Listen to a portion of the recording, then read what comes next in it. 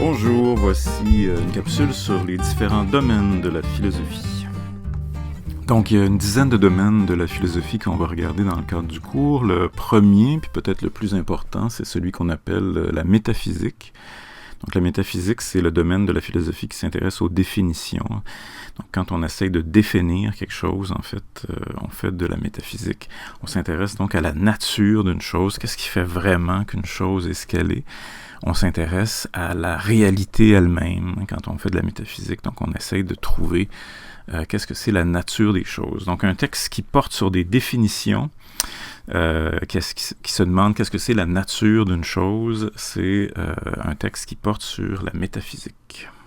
Un autre domaine très important de la philosophie qui est un peu lié au premier, c'est celui qu'on appelle l'épistémologie. Donc, l'épistémologie, c'est la partie de la philosophie qui s'intéresse à la connaissance. Donc, la métaphysique, ça porte sur la nature de la réalité. L'épistémologie, ça se pose la question comment on a accès à la réalité. Donc, comment on peut percevoir la réalité, comment on peut concevoir la réalité, qu'est-ce que c'est notre mode d'accès à la réalité. Donc, toutes ces questions-là liées à la perception, aux perspectives différentes qu'on peut avoir sur la réalité, à la façon dont on se représente la réalité, toutes ces choses-là, donc, ça relève de l'épistémologie. L'éthique, donc, il y a deux grandes parties dans l'éthique. Il y a une éthique d'abord qui est concernée par les questions relatives à l'action. Donc, qu'est-ce que je devrais faire si je veux faire le bien plutôt que le mal?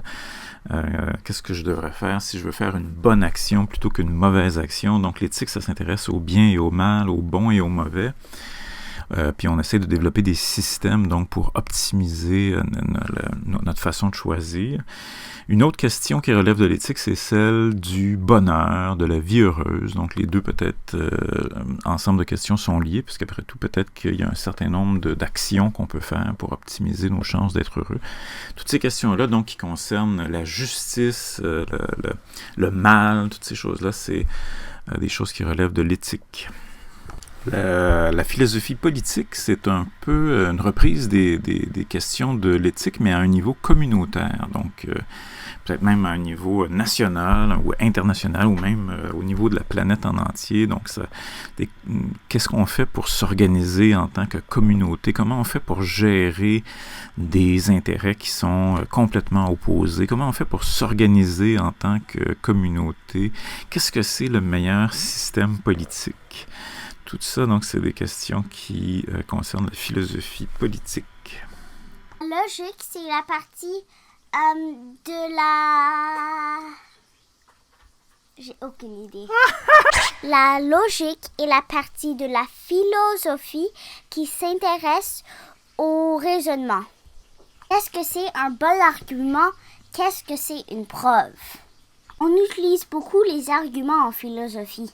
Mais la logique, c'est pas quand on utilise un argument. C'est quand on s'intéresse à qu'est-ce qui fait un bon argument. L'esthétique, c'est connu aussi sous le nom de philosophie de l'art, donc ça explique un peu ce que c'est. C'est la partie de la philosophie qui s'intéresse au concept de beau et de laid.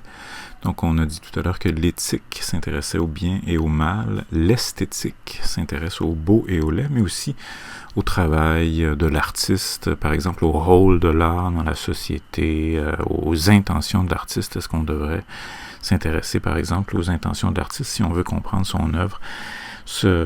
Des questions de ce genre-là, c'est des questions donc d'esthétique. Philosophie de l'esprit, c'est la branche de la philosophie qui s'intéresse à la relation entre le corps et l'esprit.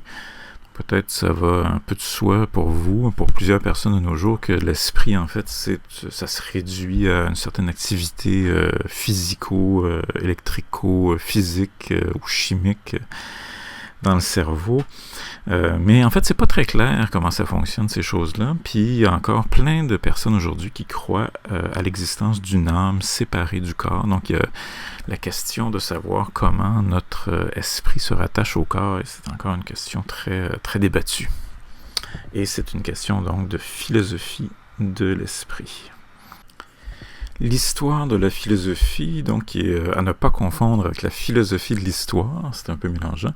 La philosophie de l'histoire, donc, c'est la branche de la philosophie, on va le voir tout à l'heure, qui s'intéresse au fondement de l'histoire en tant que démarche, mais l'histoire de la philosophie, c'est plutôt le récit des événements pertinents pour la philosophie, donc quel philosophe a dit quoi, dans quel livre exactement, quelle année.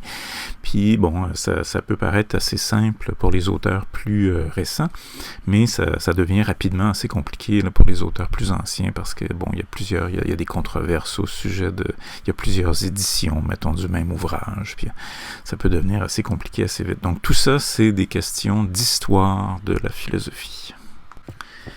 Alors évidemment, on utilise du langage constamment pour faire de la philosophie, mais ça, c'est pas la philosophie du langage. La philosophie du langage, c'est une série de questions plus techniques à propos de la notion de signification. Comment ça se fait que les mots ont un sens? Comment ça se fait que les mots veulent dire quelque chose? Comment ça se fait qu'on comprend quand les gens parlent?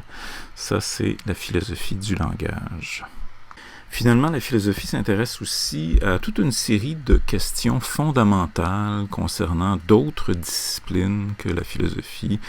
Par exemple, la philosophie des mathématiques, la philosophie du droit, la philosophie de l'histoire, la philosophie de la biologie.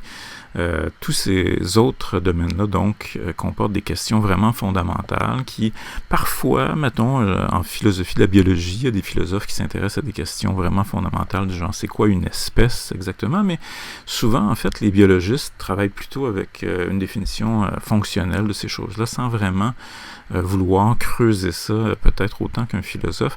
Donc, les philosophes, toutes ces questions-là, donc, des questions fondamentales à propos d'une discipline, on va dire que c'est la philosophie de telle ou telle chose, donc de telle ou telle discipline particulière, puis on va dire ça chaque fois qu'on examine des questions vraiment fondamentales dans ces disciplines-là. Voilà, c'est la fin de notre tour d'horizon des différents domaines de la philosophie. Merci d'avoir visionné la capsule.